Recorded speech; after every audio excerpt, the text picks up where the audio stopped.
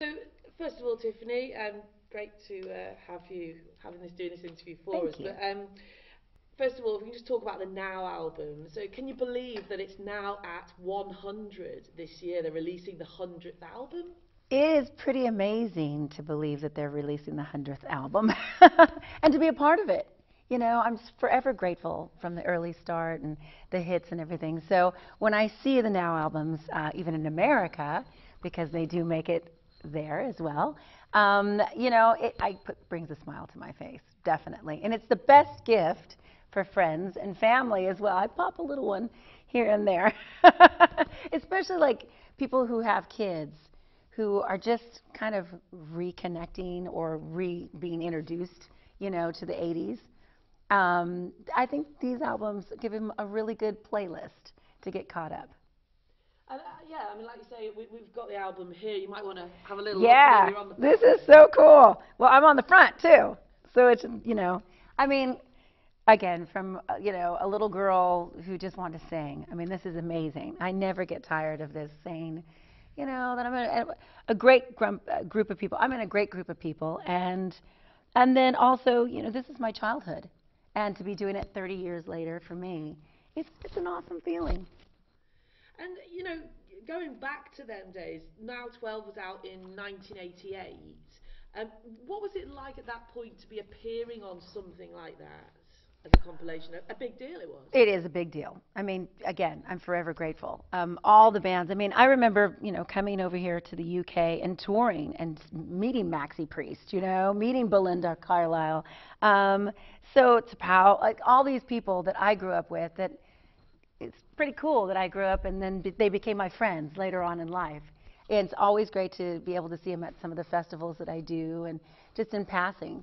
But I think this forever, just really kind of sets the pace and the stone that you made it as an artist, and that you'll forever be kind of celebrated in that way.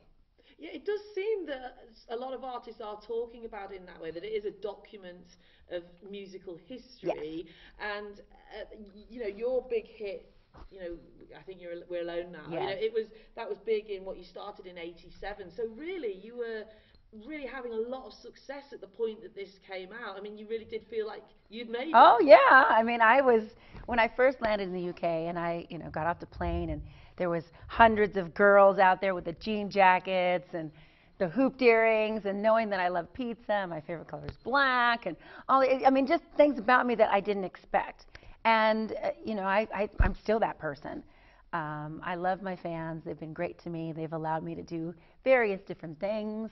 But again, this is my start. I'm again still living my dream and loving it. And what do you think, like, when you ever hear the track now, and obviously it's on the album, is it, what does it conjure up in your mind, the whole period of that time when you were just all over the place, probably? All over the place. That's exactly it. Riding the wave, really. I didn't know what to expect. I just got up every day was an adventure.